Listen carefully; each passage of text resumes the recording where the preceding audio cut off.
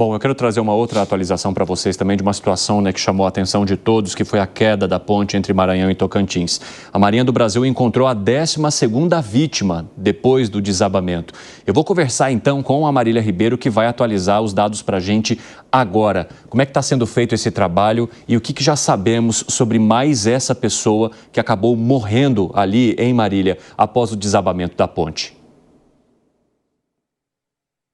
Pois é, Evandro, como você disse, já foram 12 mortos, né? E temos 5 desaparecidos ainda, então as buscas continuam por essas outras 5 pessoas que acabaram, né, caindo com esse desabamento dessa ponte que ligava o Maranhão e o Tocantins. Esse 12º corpo, ele foi resgatado na manhã desta quarta-feira e, de acordo com a Marinha, ele estava dentro da cabine de um caminhão que estava submerso dentro do rio Tocantins. A vítima, Evandro, é o caminhoneiro Beraldo dos Santos. Ele tinha 56 anos e estava transportando a carga de ácido sulfúrico. A ponte ela acabou desabando no último domingo, dia 22 de dezembro. Segundo o DENIT, o desabamento aconteceu porque o vão central da ponte acabou cedendo, mas a causa desse colapso ainda não foi descoberta. As investigações continuam. Elas foram abertas também, né, dentro da Polícia Federal, que acabou entrando,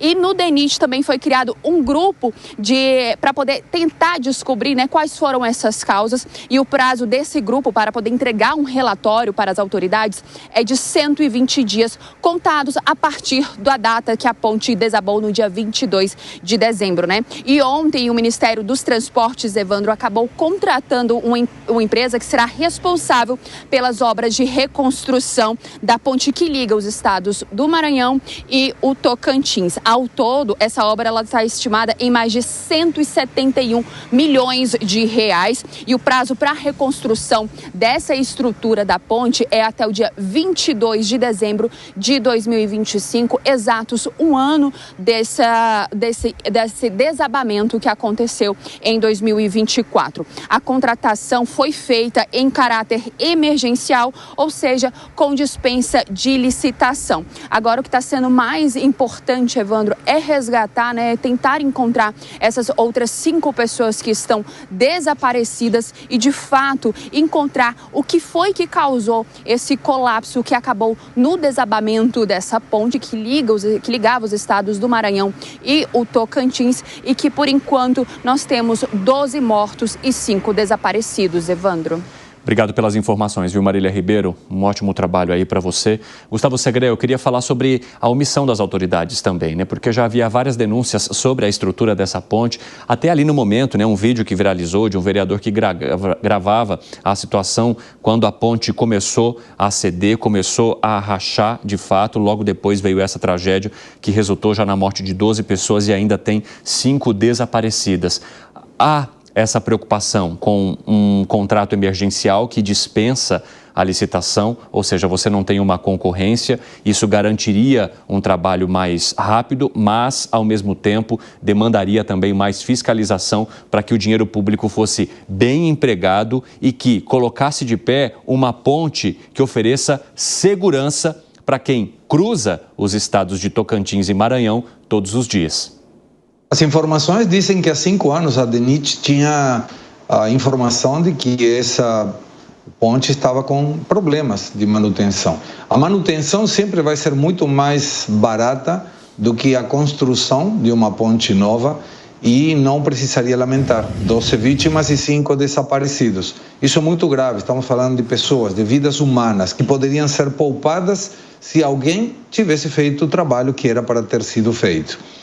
Agora já é tarde, agora já não resolve voltar para trás. E essa urgência sempre dá um calafrio na espinha, porque falta de licitação é falta de controle. Quando tem licitação, muitas vezes tem falcatruas, imagina sem licitação.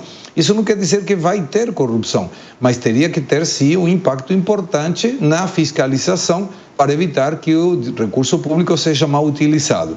Mas esse vídeo que você menciona, e lembro perfeitamente dele, foi feito por um vereador. O vereador não tem ingerência nenhuma num departamento que é nacional. DENIT é nacional, não é da cidade ou dos estados. Então, a pergunta é, já tem alguma pessoa que tem sido indiciada pela falta de responsabilidade que teve na manutenção ou na falta de manutenção dessa ponte? E a resposta, lamentavelmente, sempre, geralmente, é não, ninguém. Ninguém se faz cargo, ninguém é responsável, mas pessoas continuam morrendo por falta de manutenção, sendo que muitas obras públicas estão inconclusas com dinheiro que poderia ter sido afetado, por exemplo, a manutenção dessa ponte. Também dos parentes dos corpos que já foram achados, né, das pessoas que já foram localizadas e menos ainda daquelas que seguem desaparecidas. 5, segundo as últimas atualizações. Fala, Piperno. Eu queria citar uma reportagem excelente, publicada pelo jornal Estado de São Paulo, sobre essa região. Ontem, edição de ontem. O título é Emendas pagaram shows em cidades ligadas por ponte que caiu e matou 17. Então, os parlamentares, essa turma que está brigando por emendas aí e tal, eles mandaram várias emendas para essas duas cidades. Aí, mas obviamente não foram para obras assim de interesse, né, de toda a população. Uma parte, por exemplo, das emendas que foram destinadas à cidade de Aguianópolis, né, a menor das duas, ajudou a pagar shows, né, de aniversário da cidade. E, por exemplo, o cachê, estou olhando aqui, de uma cantora chamada Manu Batidão. A Manu Batidão recebeu R$150 mil, né? Mas ela não foi a única, não. Teve um monte de gente aqui, vários outros artistas aqui, por exemplo, Nelson, o Ferinha, Jesus. Os evangélicos Davi, Sácer, Valesca Maíssa, Marquinhos Gomes, aí tem outros cantores aqui, Igor Cunha, Kevin Bart, estão todos, e vejam, não estou dizendo que os artistas fizeram alguma coisa errada, não, pelo amor de Deus. Sim, claro. Eu estou dizendo que os artistas, exato, eles foram contratados com dinheiro que as prefeituras receberam via emendas. Agora, é muito fácil, tanto as prefeituras quanto esses parlamentares, agora argumentarem que não, mas espera lá, nós não temos nada a ver com a ponte, porque a ponte, afinal de contas, é federal, uma ponte que liga dois estados, é verdade. Mas não tinha lá o vereador filmando a ponte quase caindo há muito tempo, né? Esse vereador falou, olha, não é de hoje que eu denuncio e tal. E ele fez isso antes da ponte cair. Ora, se tem um político local que está apontando a necessidade de reparos urgentes em uma ponte interestadual, meu Deus do céu, como é que os políticos desse estado não se mobilizaram para pressionar o DENIT? E, aliás, como lembrou o Segré, o DENIT há mais de 5 anos, ele apontou problemas nessas estruturas e, em algum momento, aí o DENIT chegou até a abrir licitações que depois acabaram sendo canceladas e abriram de novo, e o fato é que nada foi feito. Sim. Então, seria muito interessante que esses deputados ligados a essas duas cidades, uma no Maranhão, outra no Tocantins, esclarecessem o porquê de envio dessas emendas para essas atividades que não eram lá tão urgentes assim. Na nossa edição do 3 em 1, a gente recebe também para compor o nosso time nesse 1º de janeiro, Diogo da Luz. Diogo, seja muito bem-vindo, é um prazer recebê-lo aqui nesta edição. E já quero saber de você se essa, sim, é uma responsabilidade compartilhada, como menciona aqui o Fábio Piperno, embora o trecho seja de responsabilidade de um órgão do governo federal.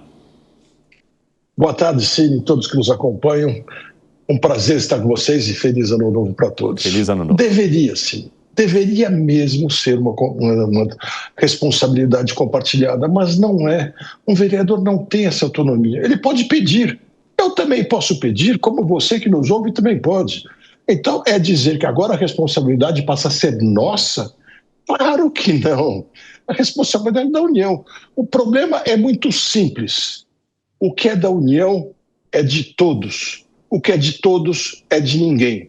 E como não tem um responsável, é exatamente como aquela historinha do cachorro de 7 donos que morre de fome. Ninguém vai ser incriminado, ninguém vai responder penalmente nem civilmente por isso, vai ficar no vazio. Agora, pergunto a você que nos ouve, imagine se essa ponte fosse privada, essa ponte tivesse sido construída desde o início por uma pessoa privada e tivesse um pedágio lá, por exemplo, fosse como fosse a história, ou recebesse dinheiro da União, todos estariam caindo firme em cima do proprietário dessa ponte, como responsável com um CPF, um CNPJ, e ele provavelmente iria até para a cadeia, como deveria ir de verdade. O problema é, sempre que a gente acha que o Estado vai resolver, o Estado larga a gente na mão. Essa é a realidade. Quer acrescentar algo, Segré? Falou bonito. Diogo está perfeito na colocação. Eu insisto. Cadê, por exemplo, o Congresso agora, quando habilite de novo os seus trabalhos em 2025, convocar o diretor da DENIT, explicar, me conta, o que você fez? Eu imagino que essas emendas que falava Piperno não poderiam ser afetadas, pelo que me parece, para a manutenção da ponte. Mas, de repente, serve como exemplo. Em lugar de mandar para pagar, sei lá para quem, 150 mil reais, sem entrar no mérito se a moça é boa ou é ruim na sua atividade artística, mas a prioridade tem que ser a ponte. Agora vai ficar um monte de gente sem conseguir passar de um lugar para outro, vai atrapalhar tudo, vai gerar problemas de aumento de preços por falta de infraestrutura, quando pagaram valores para uma artista. Que me desculpe artista, que me desculpe quem mandou a emenda. Isso está errado. A prioridade sempre deve ser uma questão de infraestrutura para facilitar a vida do povo, que esse é o verdadeiro objetivo de todo parlamentar, melhorar a vida do povo. Piperno, o Diogo discordou. Fala, Diogo, fala. Veja, Segré, concordo com muito do que você disse, só que quem pede emenda não pode escolher isso, porque se pedir que faça uma emenda para reformar a ponte, o parlamentar vai dizer, não, eu não vou usar o meu dinheiro, que na verdade não é dele, é nosso, né, para mandar para aí, para reformar uma ponte, que isso não vai me dar voto, não. O dinheiro que eu vou mandar é para o show, e veja bem, é para o show de uma pessoa que seja alinhada aos meus discursos, melhor dizendo. Portanto, não tem essa escolha para o vereador, nem para o cidadão. Quem decide é o parlamentar que quer a reeleição em conluio com o prefeito na maioria das vezes. Arremate, Piper.